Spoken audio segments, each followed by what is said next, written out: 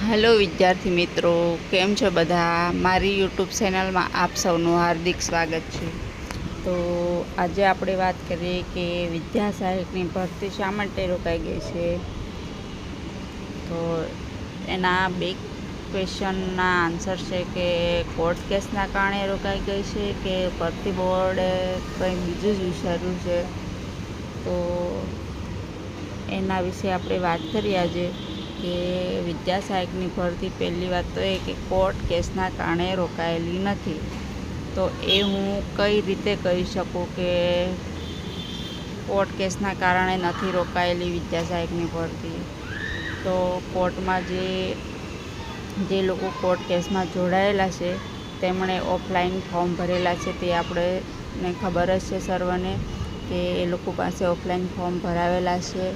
તો ઓફલાઈન ફોર્મમાં કોર્ટે એ લોકો પાસે ચોખ્ખી બાંયધરી લીધેલી છે કે તમારા કારણે વિદ્યા સહાયકની ભરતી રોકાય છે નહીં, અથવા તો એવું ચોખ્ખું એ લોકોના ફોર્મમાં લખેલું હતું કે આ જે 11,000ની ભરતી થઈ રહી છે તેમાં તમારો કોઈ પણ દાવો રહેશે નહીં કે મારા કારણે ભરતી રોકાઈ શકે. તો શું લખેલું છે પહેલાં એ આપણે આખું વાંચીએ અને પછી ખબર પડશે કે કોર્ટ કેસના કારણે વિદ્યા સહાયકની ભરતી રોકાયેલી નથી. આ ભરતી બોર્ડને લીધે જ રોકાયેલી છે, કેમ કે એ લોકોએ જ ભરતી લેટ કરવી છે. એટલા માટે જ એ લોકોએ જ્ઞાન સહાયકોની પહેલાં ભરતી કરી દીધી છે અને પછી આ ભરતીને લંબાવીને દિવાળી સુધી લઈ જવાની એ લોકોની કદાચ એવી જ ઈચ્છા છે. તો જોઈએ પહેલાં કે કોર્ટ કેસમાં જે લોકો જોડાયેલા છે તેમની પાસે જે ફોર્મ ભરાવેલા છે તો કોર્ટે એ લોકોને શું બાંયધરી માંગેલી છે. તો જો એ લોકોના ફોર્મમાં આ રીતે એ લોકોની પાસે લખાવેલી લીધેલી સહી કરાવેલી છે કે વિદ્યા સહાયક ભરતી ધોરણ 1 થી 5 ગુજરાતી માધ્યમ વર્ષ 2026 અન્વયે આ ઓફલાઈન અરજી જમા કરાવવા માત્રથી હાલ તુરંત તારીખ 1/4/2026ની જાહેરાતમાં દર્શાવેલ 11,000 જગ્યાઓ પર મારો કોઈ હક, દાવો કે અધિકાર બનતો નથી. તે હું જાણું છું અને હું તેનો કોઈ ઇન્ક્વાયરી કે હક દાવો કરીશ નહીં. તેની હું આથી બાંયધરી આપું છું. એટલે એ લોકોનો કોઈ આમાં હક હિસ્સો નથી.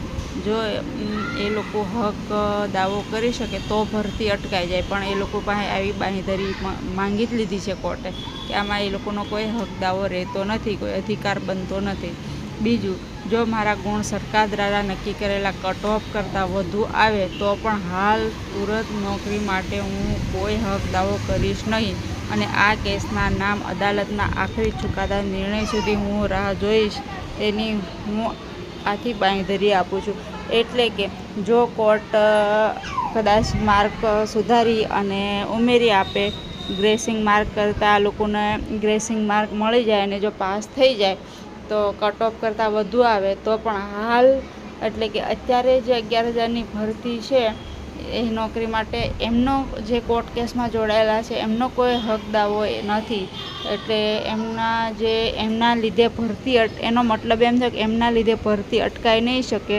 જ્યાં સુધી કોર્ટ કેસ ચાલશે ત્યાં સુધી એ લોકો આ ભરતીમાં દાવો નહીં કરી શકે કે અમારા લીધે રોકી રાખો એમ. તો તમારે ભરતી તો એનો મતલબ એમ થયો કે ભરતી તો તમારી રીતે તમે આગળ ચલાવી જ શકશો. ખાલી આ જે કોર્ટ કેસમાં જોડાયેલા લોકો છે એ લોકો આમાં કોઈ હક હિસ્સો નથી. એટલે એ લોકોને બાકાત રાખી અને જે લોકો ખુલ્લા પાસ થયેલા છે એ લોકોની ભરતી તો આગળ ચાલતી જ રહેશે, એનો મતલબ એમ થયો. પરંતુ ભરતી બોર્ડ આ વસ્તુને ખાલી કોર્ટ કેસ સાથે જોડી અને ભરતી કરવા ઈચ્છતું લાગતું નથી. એ લોકો લંબાવ્યા જ રાખે છે, કોર્ટ કેસનું નામ આપીને લંબાવે છે એવું લાગી રહ્યું છે. એટલે આ એક ભરતી બોર્ડની એક જોઈએ ને તો એક એમ કહેવાય ને કે એક ભરતી લંબાવવા માટેની એક મોનોપોલી છે. એટલે આમાં કોર્ટના લીધે કંઈ ભરતી અટવાયેલી નથી, કેમ કે કોર્ટે તો આ ઓફલાઈન લોકો પાસે બાંયધરી લઈ લીધેલી છે. એનો મતલબ એ થયો કે તમારી ભરતી તો શરૂ રહેશે જ. ખાલી આ લોકો જે કોર્ટ કેસમાં જોડાયેલા છે તે આ ભરતી રોકાવા માટે કોઈ હક દાવો કરી શકશે નહીં.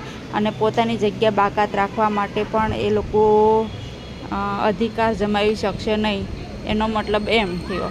તો પછી ભરતી બોર્ડ શા માટે એટલી બધી રાહ જોવડાવી રહ્યું છે? તો મને લાગે છે કે હવે આ છેલ્લે તો આંદોલન તરફ જ વળવાના ઇશારા દેખાઈ રહ્યા છે, કે ભરતી બોર્ડને પણ એવું જ છે કે જ્યાં સુધી આંદોલન ન કરે ત્યાં સુધી લંબાવ્યા રાખો ને.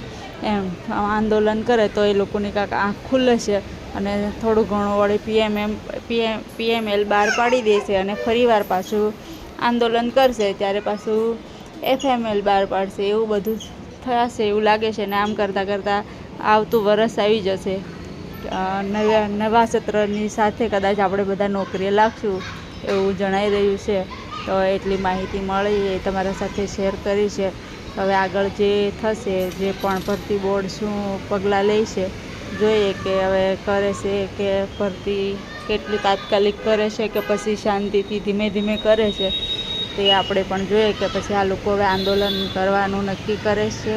ઘણા એવા ન્યૂઝ મળ્યા છે કે 2-3 દિવસ પછી આંદોલન કરવા જવાના છે, કે હવે PML બહાર પાડો, હવે આંદોલન કરવા જાય ને પછી ભરતી બોર્ડ શું રિસ્પોન્સ આપે તેમના ઉપર આખું મેટર ટકેલી છે.